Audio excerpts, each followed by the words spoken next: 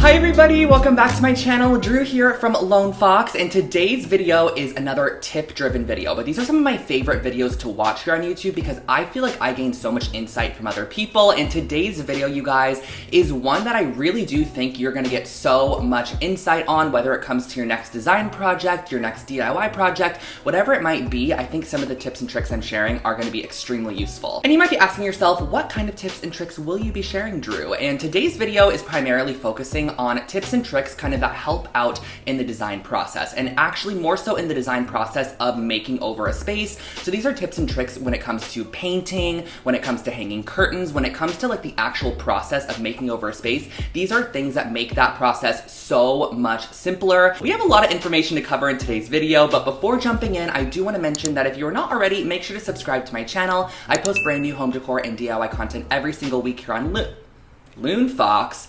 What was I about to say there? On Lone Fox. And I'm also on Instagram and TikTok, both of which are Lone Fox Home. And lastly, my online shop is back up, you guys. If you're in the market for any home decor, accessories, gifts, whatever it might be, lonefox.com is your place to shop. But let's go ahead and dive on into our first hack.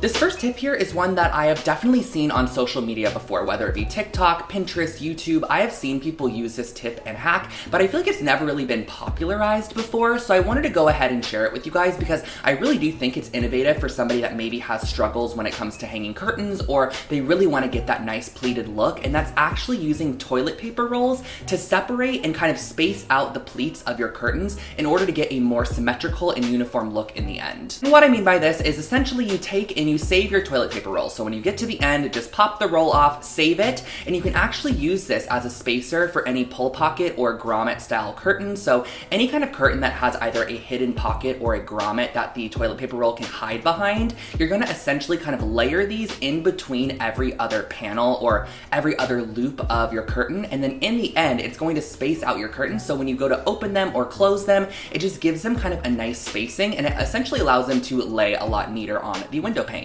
And I think that's really nice, especially for somebody that gets annoyed by curtains, because I know a lot of people really want their curtains to lay extremely symmetrical or just lay properly, and it bugs them when they don't. So I think this tip is really great just to all around get that symmetrical look without having to kind of space them out as you open or close them. Also seen people use just like cut up PVC pipes, so really anything, or even like paper towel rolls, you can totally slice those up as well. It's really just a clever tip, and I think it totally elevates the look of any plain curtain panel.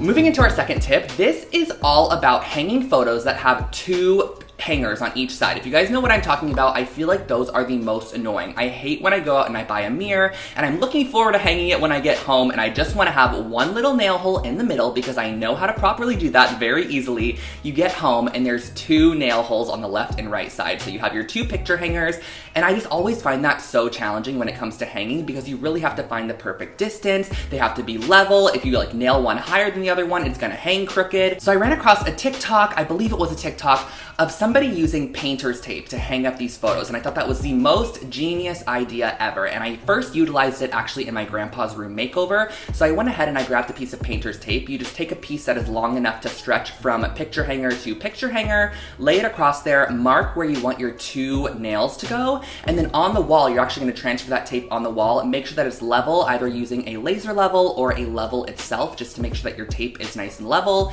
And then you're just essentially allowed to nail holes directly over the top of your tape, and that's going to give you the perfect placement for your picture every single time. So I thought that was extremely genius, and this also works as well if you just have one hanger in the middle, so you can just put your tape across, cut it perfectly to the width of your frame, then mark where the hole's going to go, transfer the tape to the wall, add your nail hole, and you are good to go. So it's extremely simple and easy. It's really not too hard. Most of the times when there are two picture hangers as well, I feel like that traditionally means the piece is on the heavier side or it's larger and it needs the support of two nails. So just using this process also makes it a lot easier to then go ahead and hang it up if you're solo as well, like traditionally I am. So I'm able to hang this up super easily using that tape method, and it's just something again to keep in your back pocket next time you are hanging a mirror or a large piece of artwork.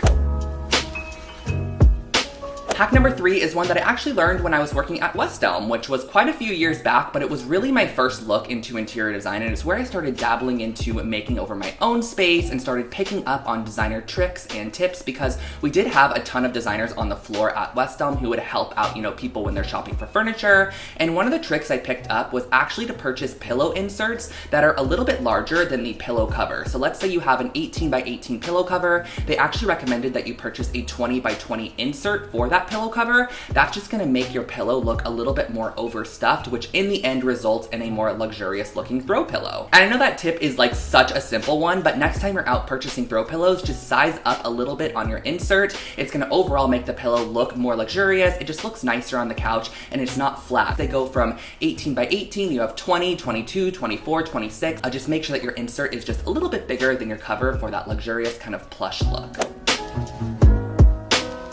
I'm probably talking so quickly. Whenever I get into these videos and I'm excited to tell you guys my tips, I start talking so quickly, so I'm gonna try to tone it down for tip number 4. And this one is all about plants and just basically making the plant look more elevated than it actually is. So a great way to do this is, let's say you have a faux tree. Most of the times when you purchase a faux tree, I have a faux fig tree over here, I have an olive tree over here. They come with a really, really small base to them, and you really do wanna get a larger pot to make it overall look a lot nicer.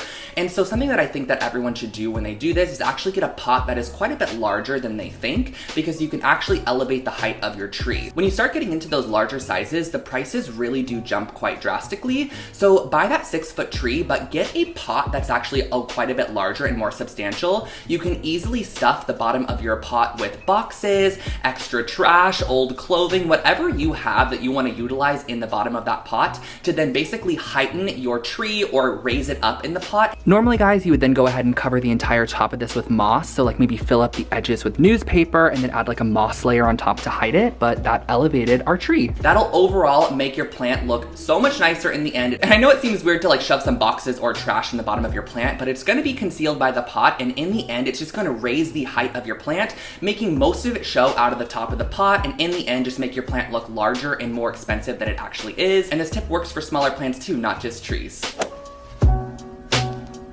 Tip number 4 is one that you guys are definitely going to recognize if you have watched my makeovers throughout this apartment space, and mainly just the living room makeover and the kitchen makeover, where I used electrical tape to create crossbars on my windows. And I know that sounds strange, electrical tape on your windows, but I have black framed windows, or I created black frame windows. They were essentially just, framed out in white. I ended up painting the white black, but I wanted the crossbars on the windows themselves to match so that it looked more like an industrial style window.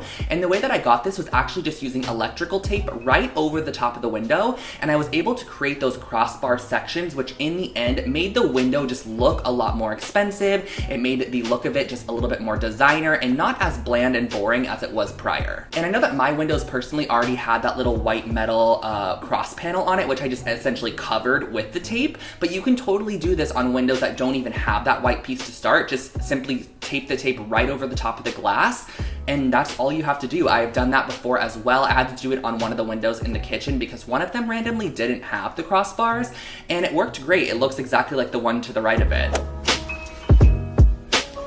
Somebody mentioned on TikTok about how if you want your darker paint colors to come off as dark as possible, always use them in matte formats. So whether it be a matte or an eggshell, use those two options as opposed to a gloss, a satin, or a semi-gloss for a dark color. And that's actually because the glossier finishes on paint on the wall reflect more light. So if you get a lot of window light or just light in general, those glossier colors are going to reflect them, making the color actually look lighter than it is, whereas matte ones actually kind of absorb the color a bit, so it actually makes the color look a bit darker and just overall true to its actual tone.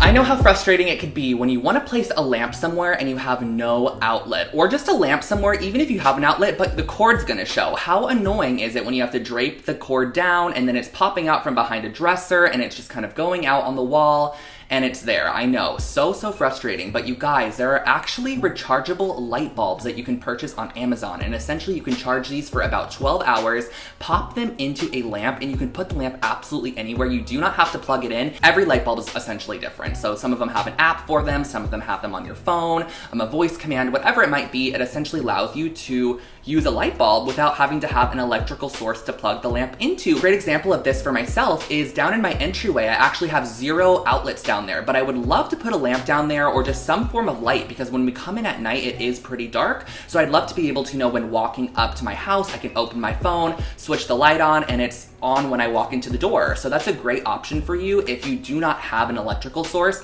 Purchase a rechargeable light bulb, and they actually last for quite a while, and you just simply recharge them when they die, pop them back in, and you're able to utilize them again and again. This is also kind of something I featured in the past when I did puck lights in my bedroom. Those are just simple battery operated lights which I popped into my sconces, and I have a little remote control which I can control turning them on and off from my bed, which is really nice, and I didn't have to hardwire them into the wall, so that's another option as well.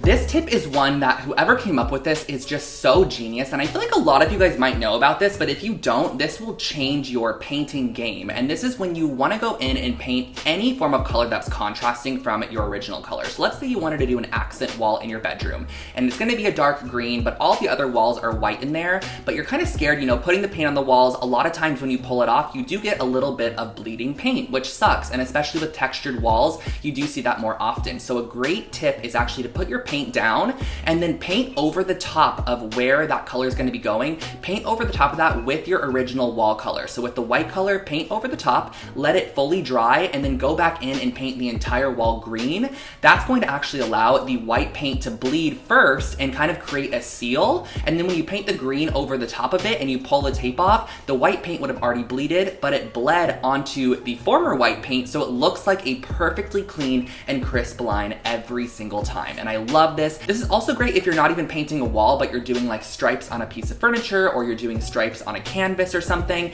Anywhere that you're essentially using tape and you want a clean line when you pull it off, paint down the base coat first that's under the tape, then paint your accent color, then remove it, and you'll get a clean, crisp line every time. Our second to last hack comes in handy for anyone that's installing new hardware in a kitchen, on a piece of furniture, on a bathroom vanity, whatever it might be. I have utilized this tip in the past, and I think it's really nice. So essentially, I always find it so much easier when your piece of hardware just has the one screw, because you're putting it through one hole, you screw it in the back, and you're good to go. But when you have hardware that has 2 screw slots, I find it so much harder because it has to first of all be symmetrical, and the screws have to be perfectly placed so that they, you know, pops into your piece. So a great tip for this is actually to use lipstick, apply a little bit onto the holes on the back or the screws, whatever it might be that's kind of sticking off of your handle, then use that lipstick as a stamp to transfer it from the handle to the cabinet door or the nightstand door, whatever it might be, and then remove it. You're then going to have your lipstick spots, which you can use as drill holes. So you're just going to drill right over the top of those, wipe away any excess lipstick, but that's going to give you perfect placement every single time. And then I also like utilizing something like a laser level or a ruler in that process, just to ensure that the placement of it is centered still, because you can't really, you know, make sure that it's perfectly centered if you're stamping, but that just makes the process a bit easier. And I do find that that then allows you to have a perfect width for those screw holes. You can also totally do this and transfer it to a piece of paper just to get that width, then use that paper and actually put it on the cabinet to make sure it's nice and straight, if that makes sense. That's another option, just to kind of give you a little bit more guidance in the process of ensuring that that handle is going to be straight on your piece once you add it on. And guys, we are on our last tip here, and I wanted to save this one for last because I feel like I have talked about this multiple times on my channel, and this is when it comes to creating gallery walls. Now, this back here, it's not the craziest gallery wall, there's just 3 images in it, but when you do add more and more, it does get a little bit daunting when you have to start hammering all the nails into your wall. You want to make sure the placement is right, and it can be a little bit scary to kind of create that commitment to adding so many photos to a wall. So a great way to do this is actually to create templates for every single picture. So I'll grab all of my frames and I'll actually create individual templates by laying it on top of some butcher paper, newspaper, or printer paper, whatever you have that's large enough. Poster board works as well. I trace out the shapes of all of my frames, and I also transfer over the nail hole placement just by kind of finding it and pressing on the paper. You can kind of find where that nail hole is. You can add the spot there, and then you can kind of write on there too what the artwork is that's going to be there. Once you have all of your templates created, you can transfer those over to your wall and add them on the wall using, you know, some removable removable masking tape, and it basically allows you to get a visual for how the placement can be, and you can go ahead and add and remove, adjust and edit your gallery wall prior to having to actually commit to it. And the great thing is that once you have all of your templates up on the wall, all of your nail holes are in the perfect spot. So then you can go back over the top of your template, add the nail, and then pull the template right off and add your frame, and you have a perfectly placed gallery wall. And those are my 10 designer, innovative, clever hacks when it comes to making over a space. So those are just tips and tricks that I have used when it comes to any form of transformation I'm doing in my space, large or small. If I want to add a gallery wall, if I want to add a simple framed piece of artwork, if I want to swap out the hardware, these are just things that I have used that I think make the process so much simpler, and I hope that this helped you guys out as well. So if you are not already, make sure to subscribe to my channel. I post brand new home decor and DIY content every single week here on Lone Fox, and there are a ton of other tip-driven videos on my channel. If you guys want to check those out, I'll leave some in the cards above. We have small apartment hacks, organization tips, decor hacks. There's a lot on this channel, you guys, so definitely subscribe, and also make sure to follow me over on Instagram and TikTok. It is just Lone Fox Home for additional content. I'm always checking in with you guys over there. And yeah, I guess that's really all for today's video. I hope that you loved this one, and I will catch you guys in my next one. Bye!